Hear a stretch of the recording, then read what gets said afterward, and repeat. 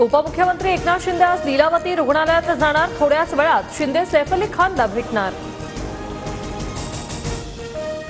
सैफवर झालेल्या हल्ल्याप्रकरणात एक जण ताब्यात, शाहिद असं ताब्यात घेतलेल्या संशयिताचं नाव। संशयिताची मुंबई पोलिसांकडून चौकशी सुरू। सैफ अली खानच्या इमारतीतील नवा व्हिडिओ समोर, आरोपी इमारतीत जातानाची दृश्य सीसीटीव्हीमध्ये कैद। शस्त्रक्रियेनंतर सैफच्या शरीरातील चाकूचा तुकडा काढला। चाकू आणखी खोल गेला असता तर गंभीर दुखापत झाली असती, लीलावतीच्या डॉक्टरांची माहिती। सैफवर हल्ला करणाऱ्या आरोपींकडून शाहरुखच्या घराची ही रेकी। 14 जानेवारीला पोलिसांकडून मन्नत बंगल्यावर जाऊन तपास, सूत्रांची माहिती।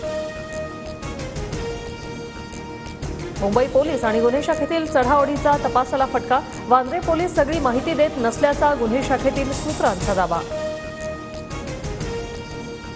धनंजय मुंडेंच्या कार्यकाळात कृषी साहित्य खरेदी धोरण का बदललं?